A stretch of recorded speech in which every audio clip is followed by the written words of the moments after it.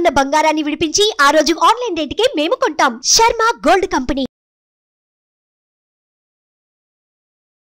నమస్కారం, నేను మీ జాహ్నవి. మనతో ఉన్నారు ప్రముఖ ఆధ్యాత్మికవేత్త, సూర్యోపాసకులు, Sam spiritual society founder Vikramaditya గారు. మాట్లాడేద్దాం. నమస్కారం గురువు గారు. సూర్యోస్మి తల్లి. గురువు గారు, భాను సప్తమి చాలా ప్రత్యేకత అంట. ఏంటా ప్రత్యేకత? అంటే జనరల్గా సప్తమి ఆదివారం వస్తే దాన్ని భాను సప్తమి అంటారు. అంటే 7 గుర్రాలు సప్తాస్వరథమ ఆరూఢం అంటారు కదా సూర్యనారాయణమూర్తిని. సప్తమికి ఆయనకు ఉన్నటువంటి అంటే 7తో ఒకటి పోల్చబడింది. అంటే మన శరీరంలో ఉన్నటువంటి 7 చక్రాలు, షట్చక్రాలు 6 అంటారు కానీ 7 చక్రాలు ఉంటాయి. మేజర్ చక్రాలు 7 ఉంటాయి. దీనికి సూర్యనారాయణమూర్తికి సంబంధం ఉంది కాబట్టి ఆదివారము సప్తమి తిథిని భాను సప్తమి అంటారు. ఇక్కడ మనకి ఇది మాఘమాసంలో వచ్చింది కాబట్టి ఇంకొంచెం విశేషం. అంటే ప్రతిసారి మాఘమాసంలో రాదా? అంటే సప్తమి వస్తుంది, ఆదివారం వస్తుంది.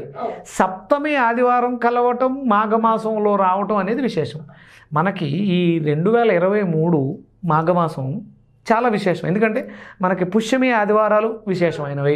అది ఇక్కడ మనకి పుష్యమి ఆదివారము పౌర్ణమితో కూడుకున్నది రావటం ఇంకా విశేషం. అందుకనే మనం మహామాఘ పౌర్ణమి అని చెప్పడం జరిగింది.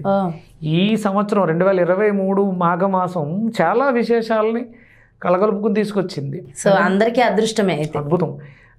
మనకు రాబోయే మహాశివరాత్రి ఆ రోజు శనిత్రయోదశి కూడా ఉండటం, ఉదయం శనిత్రయోదశి ఉండడం, శనికి అభిషేకం, ఇది మనం ఇంకొక ఎపిసోడ్ మాట్లాడుకోవచ్చు. ఇక్కడ ఆదివారము సప్తమి తిథిని భాను సప్తమి అంటారు. మాఘమాసంలో వచ్చింది కాబట్టి ఇంకా విశేషం.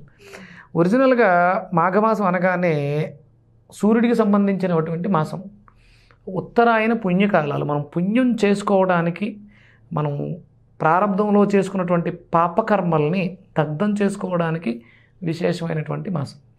ఇక్కడ ఈ భానుసప్తమి మాఘమాసంలో వచ్చింది కాబట్టి ఇంకా విశేషంగా ఆ సూర్యనారాయణమూర్తికి ఆత్మకారకుడు, ఆత్మ మనం చేసే కర్మకి, ప్రతి కర్మకి సాక్షిభూతుడు సూర్యనారాయణమూర్తి. అందుకని విశేషంగా భక్తి శ్రద్ధలతో ఎవరైతే ఆదివారాన్ని జరుపుకుంటారంటే, మనకి రథసప్తమి ఆయన ఉద్భవించిన రోజుని ఎలా అయితే గడుపుకున్నామో దీన్ని కూడా అంతకు విశేషంగానే మనం చేసుకోవాల్సినటువంటి ఆవశ్యకత. ఓకే, మరి ఈ భాను సప్తమి నాడు ఏం చేయడం వల్ల అందరికీ మంచి జరుగుతుందంటారు? అంటే అవకాశాన్ని బట్టి అంటాం, చాలా ఉంటాయమ్మా. ఇప్పుడు నేను మొన్న సప్తమిని అరుణపారాయణం చేయించా. పుష్యమి ఆదివారం రోజు హోమాలు, మహాసౌరయాగం చేస్తున్నాం.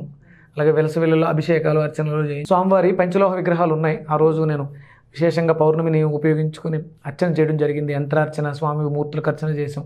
అలాగే ఋషి ప్రోక్తమైనటువంటి ఆదిత్య హృదయ పారాయణం. ఎవరైతే ఋషి ఉన్నారో వారిని సత్కరించటం. ఎందుకంటే ఆదిత్య హృదయాన్ని మనకు అందించిన ఋషి అగస్త్య మహాముని.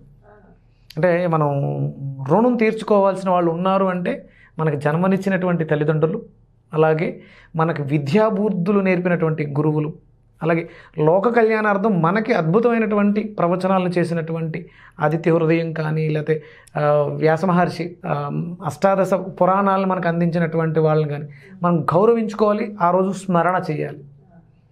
దాని ద్వారా అంటే మనం జ్ఞానాన్ని అభివృద్ధి చేసుకోవడం ద్వారా ఏ కర్మలు చేస్తే మోక్షాన్ని పొందుతామో తెలుస్తుంది.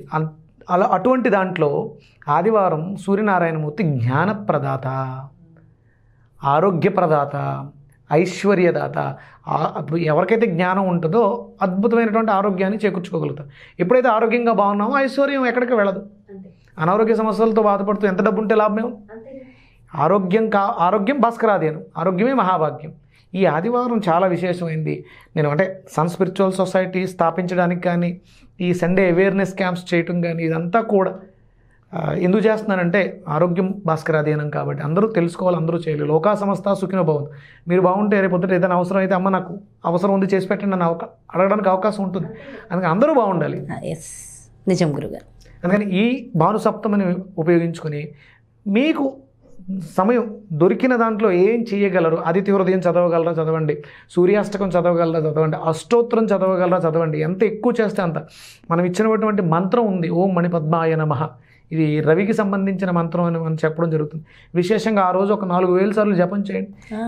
దీర్ఘకాలికంగా బాధిస్తున్నటువంటి అనారోగ్యాలు ఏవైతే ఉన్నాయో అవి పటాపంచలు అయిపోతాయి. అంటే సూర్యుడి ముందు ఉండి చేయాలా గురుగారు? అంటే సూర్యోదయ సమయంలో సూర్యుడికి అభిముఖంగా కూర్చొని, అవకాశం ఉంటే, అవకాశం లేని వాళ్ళు ఏం చేస్తారు, ఇంట్లో అంటే ఎక్కడో లేడు ఆయన చిచ్చక్తి రూపంలో నా శరీరంలో ఉన్నాడని భావన చేయాలి. ఇప్పుడు కర్మసాక్షి నువ్వు ఎక్కడున్నా మనం ఏ పని చేసినా ఆయన చూస్తూ ఉంటాడు. ఎక్కడున్నాడంటే ఆకాశంలో ఉన్నాడు. అంటే సూర్యాస్తమయం అయిపోయిన తర్వాత చేస్తే చూడ్డా? అంతే కదా. ఆయన ఆత్మ, మన లోపల ఉన్నటువంటి ఆత్మకారకుడు ఆయనే. ఆత్మే సాక్షి, ఆత్మసాక్షిగా చెప్పు అంటాం కదా. ఆయన లోపలే ఉన్నాడు. మనం బయటికి వెళ్ళి ఎదురుగుండా సూర్యుడికి ఎదురుగుండానే చేయక్కర్లేదు. ఇంట్లో కూర్చొని తూర్పుకి అభిముఖంగా కూర్చొని స్వామివారికి నమస్కారం చేసుకొని మనకు తోచిన దాంట్లో ఎర్ర మందారాలు అంటే ఇష్టం ఆయనకి, ఎర్ర చందనం అంటే ఇష్టం, ఎర్ర అక్షతలతో అర్చన చేయొచ్చు. ఆదిత్య హృదయాన్ని పారాయణం అంటే వీళ్ళని బట్టి 12 సార్లు, ద్వాదశ ఆదిత్యులు అంటారు కాబట్టి 12, ఇంకా అవకాశం ఉంది 41 సారి ఆదిత్య హృదయ పారాయణం. ఎంత విశేషమైనటువంటి ఫలితాన్ని ఇస్తుందో. ఎందుకంటే కాస్మిక్ నక్షత్రాల్లో సప్తమి ఆదివారం ఆ రోజు మనకి స్వాతి నక్షత్రం చాలా విశేషం. 27 నక్షత్రాల్లో అత్యంత పవర్ అయిన నక్షత్రం స్వాతి, తులారాశిలో పడుతుంది. సప్తమి తిథి ఉంది కదా, అలాగే సప్తమి అనగానే మనకి 7 కళత్రస్థానం అంటే పార్ట్నర్షిప్, మ్యారేజ్ పార్ట్నర్, వైఫ్, భార్యాభర్తల మధ్య సఖ్యత తగ్గింది. ఈరోజు మీరు విశేషంగా స్వామివారిని అర్చించడం ద్వారా అంటే భర్తలో ఉన్నది ఆత్మే, భార్యలోనే ఉంది ఆత్మే. ఇక్కడ భౌతిక దేహాలు గొడవలు పడుతున్నాయి, ఇబ్బందులు పడుతున్నాయి కదా. మీరు ఆదిత్య హృదయాన్ని నియమనిష్టలతో చేస్తే రెగ్యులర్గా ఈరోజు ప్రారంభించి ఎక్కడి నుంచి అలా చేసుకుంటూ వెళితే ఈ సప్తమి నుంచి మనకి మహాశివరాత్రి వరకు సాధన చేస్తే మనకు అక్కడ జరిగే లింగోద్భవం అద్భుతమైనటువంటి శక్తిని ఇస్తుంది. లేదా ఆ ఒక్కరోజు చేయటం కాదు, ఒక సంకల్పంగా పెట్టుకోవాలి.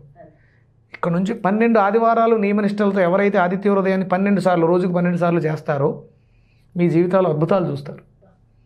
సండే నియమనిష్టలు చాలా జాగ్రత్తగా ఉండాలమ్మా. స్త్రీ తైల మధుమాంసాన్ని త్వజంతి. స్త్రీ అంటే భార్య అయినా సరే సంగమించకూడదు. తైలం అంటే నూనె వాడకూడదు. మధు అంటే మద్యం, మాంసం, ఇవి 4 విడనాడి ఎవరైతే భగవంతుడు దగ్గరగా ఉంటాడో, అవేర్నెస్ తోటి ఉంటారో వాళ్ళు అద్భుతమైనటువంటి జీవితాన్ని చూస్తారు. అయితే ఈరోజు నైవేద్యంగా ఏం పెట్టాలంటే ఆయనకి ఇష్టమైనది పరమాన్నం అమ్మ. పాలు, బెల్లము, బియ్యంతో వండినటువంటి పరమాన్నం. ఆవు పిడకల మీద వండుతారు, లేదు స్టవ్ మీద వంట చేసి వండేసి ఆ స్వామికి నివేదనగా చేసి దాన్ని ప్రసాదంగా స్వీకరించడం ద్వారా అంటే మన కోసమే, మన లోపల ఉన్నటువంటి ఆ భగవంతుడు ఆయనకి నైవేద్యంగా పెట్టడం ద్వారా అద్భుతమైనటువంటి ఆరోగ్యం చేకూరుతుంది. అయితే కొంతమంది కొన్ని ప్రశ్నలు అడుగుతూ ఉంటారు. ఇప్పుడు మాకు సంవత్సరికం వెళ్ళలేదండి మా ఇంట్లో, మేము చెయ్యొచ్చా ఇలాంటివని? లేదంటే స్త్రీలు అయితే 5వ రోజు అండి, మేము చెయ్యొచ్చా లేదా, మాకు చెయ్యాలని ఉందని? అంటే ఒకటి మీరు అడిగినట్టు సంవత్సరికం అవ్వలేదు, ఆదిత్య హృదయం చదువుకోవడానికి ఇబ్బంది ఏమీ లేదు. మీరు ఎక్కడికి గుడికి వెళ్తలేదు, ఇది ఇంటిలో చేసే కార్యక్రమం. విశేషంగా గుళ్ళకి వెళ్ళి అర్చనలు అవి చేయం. కానీ ఆదిత్య హృదయం 41 సార్లు చదువుకోవడానికి ఇబ్బంది ఏమీ లేదు. మీరు 8 మైల్లో ఉన్న ఇబ్బంది, 7 సూతకంలో ఉన్న ఇబ్బంది ఏమీ లేదు. అలాగే ఇంకా మీరు 5వ రోజు అన్నారు, అక్కడతో శుద్ధి అయిపోయింది కాబట్టి హ్యాపీగా చేసేసుకోవచ్చు, ఇబ్బంది ఏమీ లేదు. ఇక అంటే 3వ రోజు 2వ రోజు అన్నప్పుడు మీరు అంత ఏం లేదు, భగవంతుడు చేయడానికి అవకాశం లేదు, మీ ఆశీర్వాదాన్ని అందించండి, దండం పెట్టుకోండి చాలు. సో నిజంగా చాలా మంచి విషయాలు తెలియజేశారు గురుగారు. భాను సప్తమి విశేషంగా ఖచ్చితంగా చేసుకుంటే బాగుంటుంది. చాలా చక్కగా వివరించారు. Thank you so much Guruji. నమస్కారం. సూర్యోస్మి. సో చూసారు కదండి భాను సప్తమి విశిష్టత. నిజంగా ఖచ్చితంగా 12 ఆదివారాలు గురువుగారు చెప్పిన విధంగా చేయండి. మీ జీవితంలో అద్భుతమైన మార్పులు ఖచ్చితంగా చూడండి. చూసిన వాళ్ళు ఎందరో ఉన్నారు, వాళ్ళే సాక్ష్యం. సో మరొక కార్యక్రమంతో మళ్ళీ మీ ముందుకు వచ్చేస్తాను. నమస్కారం.